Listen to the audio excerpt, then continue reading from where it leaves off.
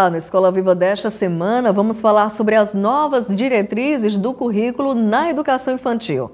Vamos saber se as nossas creches e pré-escolas cumprem estas recomendações e entender como estas diretrizes podem ajudar no desenvolvimento das crianças.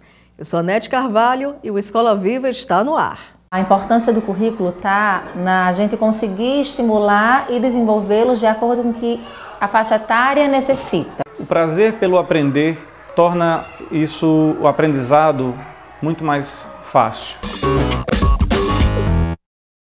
Em dezembro de 2009, o Ministério da Educação lançou as novas diretrizes curriculares para a educação infantil. As novas propostas devem garantir à criança o acesso a processos de apropriação, renovação e articulação de conhecimentos e aprendizagens de diferentes linguagens. Mas será que as nossas escolas estão cumprindo mesmo as novas recomendações? Quem responde é a professora Thelma Vitória, especialista em educação infantil pela USP e doutora em educação pela UFPE. Professora Thelma, quais são as principais determinações apresentadas nessas novas diretrizes do currículo para a educação infantil? Essas novas diretrizes curriculares são uma atualização das primeiras diretrizes para a educação infantil que surgiram, que foram lançadas em 1999.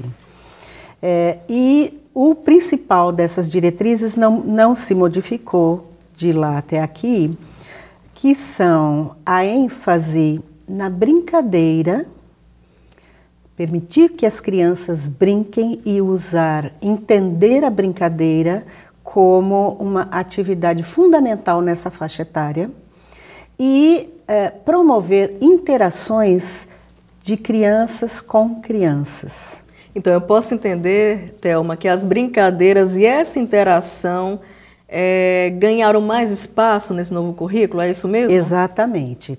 Há que se dar um destaque colocado nas diretrizes como eixos norteadores de qualquer proposta pedagógica para a educação infantil que estejam embasadas em muitas oportunidades de brincadeiras e de interações. Troca de conhecimentos, troca de até possibilitar o desenvolvimento da linguagem também, né? Eu acho que essas brincadeiras também tem que estimular isso, exato. Não é?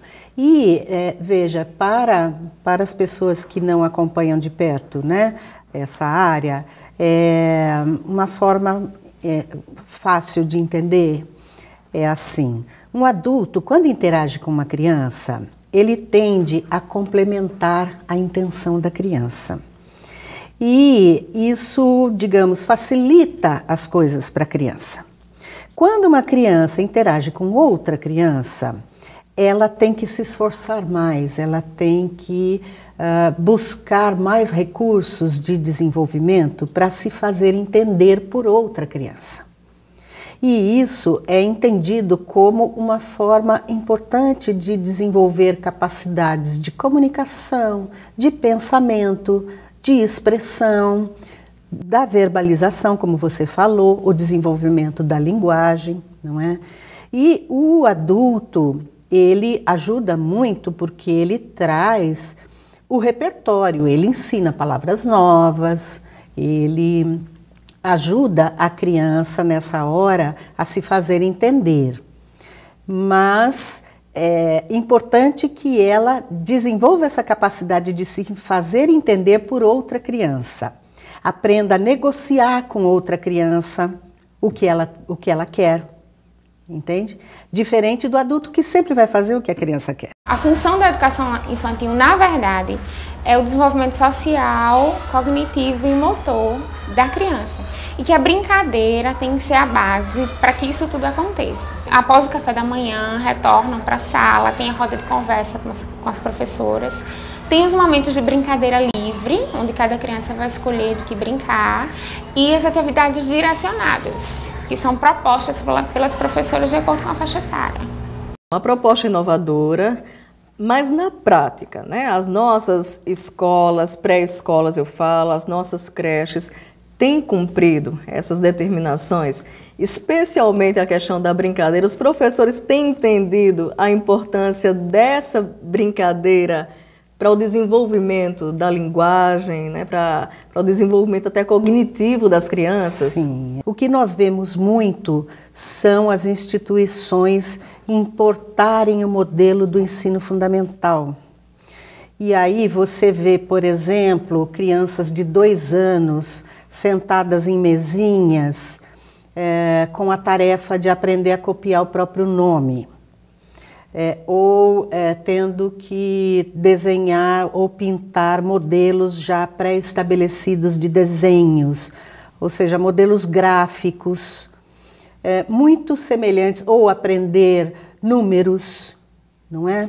Coisas muito semelhantes ao que você desenvolve no ensino fundamental e que é apropriado para criança acima de 6 anos de idade. E é um modelo de 10, 20, 30 anos atrás, né? Também, que também é questionado no ensino fundamental. Mas, especialmente quando você está falando de criança de 2 anos, 3, 4 anos de idade, elas não é bom para a criança você separar as áreas de conhecimento. E muitas escolas na educação infantil separam. Então, vou dar aula de português, vou dar aula de matemática, de ciências, entende? E na educação infantil, a criança se apropria dos conhecimentos de uma forma integrada. Na hora que ela está ouvindo uma história, ela está construindo conhecimentos sobre português, sobre matemática, sobre ciências, de uma forma integrada. E toda a psicologia do desenvolvimento recomenda que não é o momento de você separar as áreas de conhecimento para a criança aprender. A importância do currículo está na gente conseguir estimular e desenvolvê-los de acordo com o que a faixa etária necessita, com o estímulo que deve ser dado adequado à faixa etária. O que nos preocupa é, às vezes, a demanda muito mais externa do que fazer, do que trabalhar, do que uma criança de 4 anos tem que saber, de até quanto eles têm que saber contar.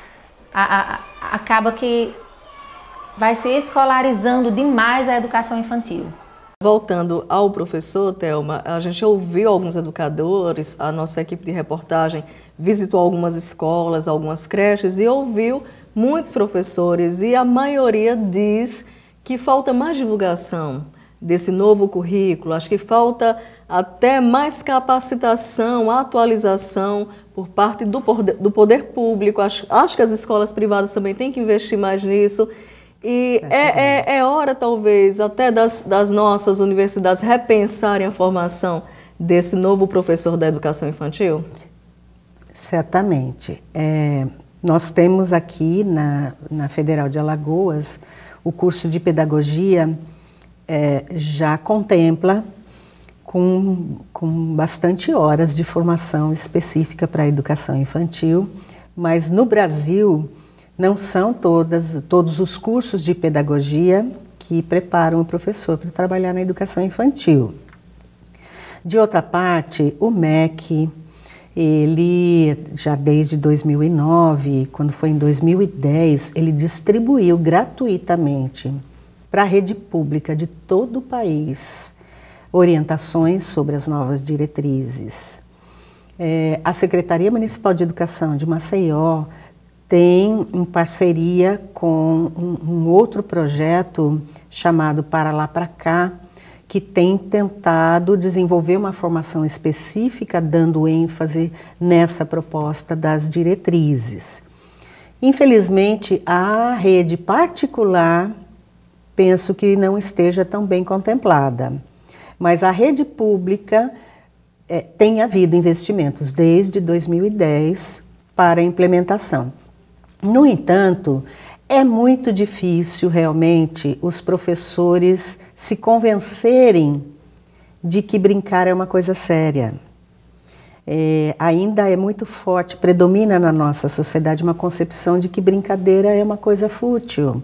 Para passar o tempo da criança, de repente. Exato. Enfim. Não é? E então a mudança dessa visão para a brincadeira como um aspecto importante, que o professor observa essa brincadeira, planeja essa brincadeira, ainda está um pouco distante de conquistarmos para as crianças. A educação infantil em si, os profissionais que atuam, não receberam a formação específica durante o período da graduação.